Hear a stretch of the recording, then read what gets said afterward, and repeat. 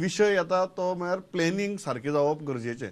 Ad hoc planning जावपाक शकना. आतां हायकोर्टाची ही order oily, हायकोर्टाची 17/2 order oily.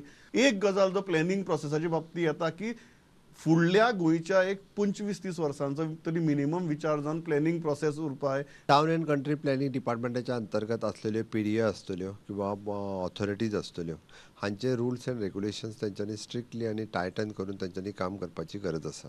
Steering committee कडेन पावर्स ज्यो आहा पळय न्ही ह्यो पूर्ण पावर्स दिवप दिल्या ऑलरेडी हांवें बजटांत दिवप म्हणल्या पेक्षा दिल्या.